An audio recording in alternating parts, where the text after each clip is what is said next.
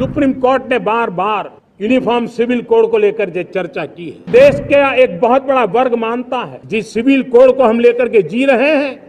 वो civil code सचमुच में तो एक प्रकार का कम्युनल सिविल कोड है। इस गंभीर विषय पर देश में चर्चा हो, व्यापक चर्चा हो। जो कानून धर्म के आधार पर देश को बांटते हैं, जो ऊंच नीच का कारण बन जाते हैं, ऐसे कानूनों को आधुनिक समाज में कोई स्थान नहीं हो सकता है। हमारे देश में सुप्रीम कोर्ट ने बार बार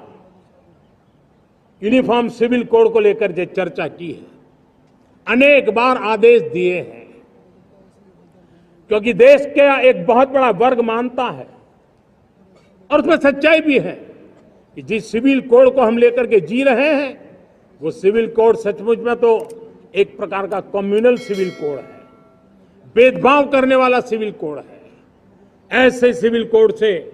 जब संविधान के 75 वर्ष मना रहे हैं और संविधान की भावना भी जो हमें कहती है करने के लिए, इसकी सुप्रीम कोर्ट भी हमें कहती है करने के लिए, और तब जो संविधान निर्माताओं का सपना था उस सपने को पूरा करना हम सबका दायित्व है।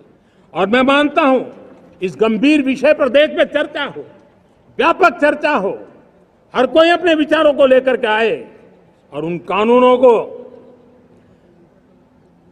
जो कानून धर्म के आधार पर देश को बांटते हैं, जो ऊंच नीच का कारण बन जाते हैं, ऐसे कानूनों को आधुनिक समाज में कोई स्थान नहीं हो सकता है। और इसलिए मैं तो कहूंगा अब समय की मांग है कि देश में एक सेकुलर सिविल कोड हो। हमने कम्युनल सिविल कोड में 75 साल बिताए हैं, अब हमें सेक्युलर सिविल कोड की तरफ जाना होगा और तब जाकर के देश में धर्म के आधार पर जो भेदभाव हो रहे हैं, सामान्य नागरिक को जो दूरी महसूस होती है, उससे हमें मुक्ति मिलेगी।